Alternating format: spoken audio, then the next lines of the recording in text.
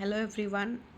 So today we'll study about institutional framework and governance mechanisms. So in this we will study about president, vice president, prime minister, council of ministers, parliament in India under the constitution of India. So first let us talk about president of India.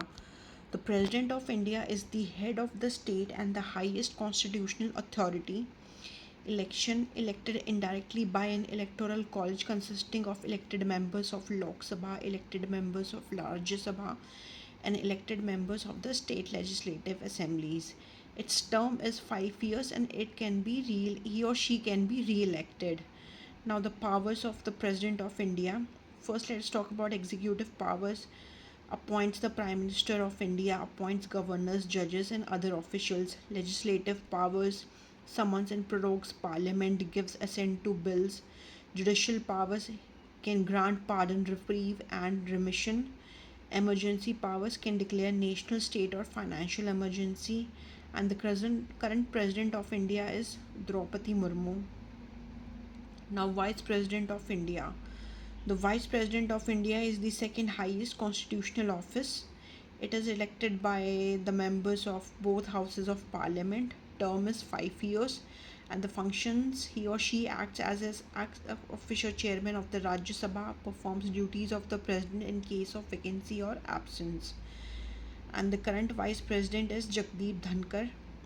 Now, the Prime Minister of India. The Prime Minister of India is the head of government and the real executive authority, appointed by the President of India, usually the leader of the majority party in Lok Sabha. Now, the powers and functions of Prime Minister: heads the Council of Ministers, advises the President on government matters, coordinates government policies, leader of the government in Parliament. Our current Prime Minister is Narendra Modi. Now, Council of Ministers. The Council of Ministers assists and advises the President in exercising executive powers.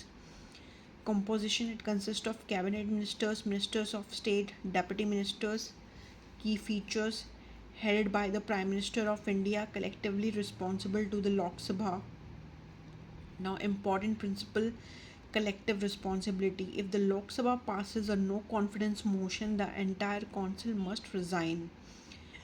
Now, Parliament of India. The Parliament of India is the supreme legislative body. Composition: it consists of President of India, Lok Sabha, House of the People, Rajya Sabha, Council of States. Lok Sabha maximum strength is 552 members directly elected by the people. Term is 5 years. Rajya Sabha maximum strength is 250 members. Permanent house. It is not dissolved. 1/3 members retire every 2 years. Now, functions of Parliament: making laws, approving the budget, controlling the executive, amending the constitution, and discussing national issues. Now let us talk about relationship between executive and legislature. In India's parliamentary system, the Prime Minister of India and the Council of Ministers come from the Parliament of India. The executive is responsible to the Lok Sabha. Now let us have a quick summary. President President is the constitutional head of state. Vice President is the chairman of Rajya Sabha. Prime Minister is the head of government. Council of Ministers assists the President, and the Parliament is the law-making body. Thank you.